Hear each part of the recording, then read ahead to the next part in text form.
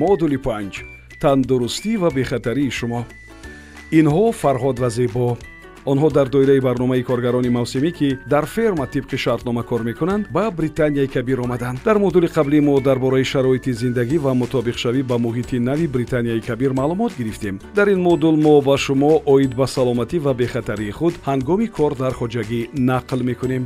пеш аз сафар шумо бояд донед ки чӣ гуна ба саломатии худ ғамхорӣ карда метавонед ва дар ҳолати зарурӣ аз куҷо кӯмак талаб мекунед. пеш аз сафар Фарҳоду Зебо саломатии худро санҷида ба кори хоҷагӣ тайёрӣ мебинанд. доир ба талаботи ҳифзи саломатӣ барои кор дар хоҷагии кишоварзӣ огоҳ бошед. пеш аз сафар шумо бояд бардам ва боқувват бошед. шумо баъзе вақтҳо соатҳои дароз кори дастиро анҷом медиҳед. шумо метавонед сабадро ки тақрибан 25 килограмм вазн дорад баред.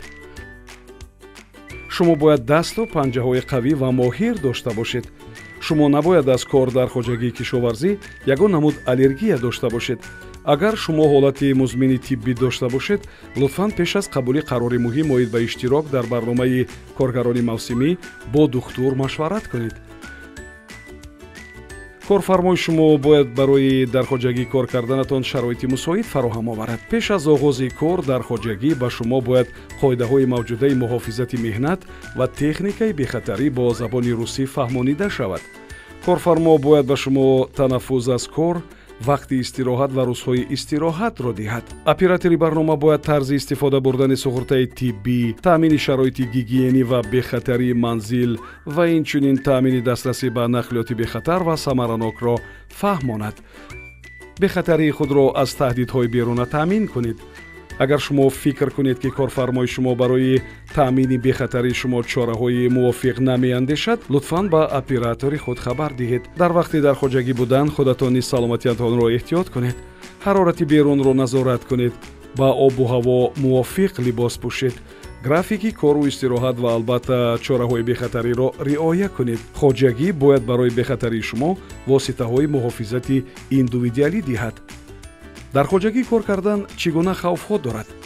пеш аз ҳама ин меҳнати ҷисмонӣ аст ки метавонад боиси хаста шудани пушт, дастҳо ё пойҳо гардад. ҳангоми иҷрои кор шумо инчунин бояд таҷҳизоти махсуси муҳофизатиро истифода баред. ин метавонад муҳофизат аз маводҳои кимиёӣ, асбобҳои буранда ё муҳофизати даст аз осебро дар бар гирад. ҳангоми кор дар хоҷагӣ шумо худро чӣ гуна муҳофизат карда метавонед? бо қоидаҳои техникаи бехатарӣ дар хоҷагӣ шинос шуда онҳоро ҳамеша риоя кунед. муайян кунед ки кадом коркуни хоҷагӣ ёрии аввали тиббӣ расонида метавонад. дар ҷойи кор ҳамеша таҷҳизоти муҳофизати шахсии худро пӯшед ва онро дар ҳолати хуб нигоҳ доред. гигиенаи шахсӣ ва тозагии минтақаи истиқоматиро риоя кунед. бо оила ва дӯстон дар тамос бошед. аз ҳад зиёд кор накунед. муҳим аст ки ба худ истироҳати ҷисмонӣ ва рӯҳӣ диҳед. кӯшиш кунед ки ғизои солим бихӯред. дар давоми рӯз об нӯшиданро фаромӯш накунед. агар шумо худро бемор ҳис кунед, беҳтар аст ки рухсатии бемориро пурсед. танаффусҳои мунтазам гиред. шумо бояд тамоми шартҳои суғуртаи тиббиро пеш аз сафар бо оператор муҳокима кунед, зеро онҳо вобаста ба хоҷагӣ ва оператор метавонанд фарқ кунанд. аз шумо пардохти хидматҳои тиббӣ талаб карда намешавад, агар шумо суғуртаи тиббӣ дошта бошед.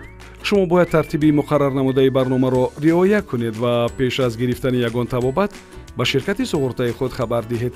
ин барои он аст ки тартиби дурусти баррасии суғуртаи тиббӣ риоя карда шавад.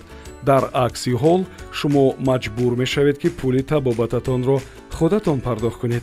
шояд шумо як қисми хароҷотро барои даъвои мушаххасе ки суғуртаи тиббии шумо фаро гирифтааст пардохт кунед. ин аз шартҳои суғуртаи тиббии шумо вобаста аст. аз оператори худ аниқ кунед ки суғуртаи шумо чӣ табобатҳоро дар бар мегирад. агар шумо ба сабаби ҳодисаҳои нохуш ё беморӣ дигар кор карда натавонед, шумо наметавонед дар чорчӯбаи ин барнома дар Британияи Кабир бимонед.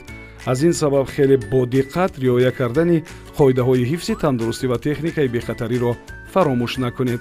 дар кишвари нав ва шароити нави зиндагӣ шумо метавонед муддати стрессро эҳсос кунед. ин муқаррарӣ аст.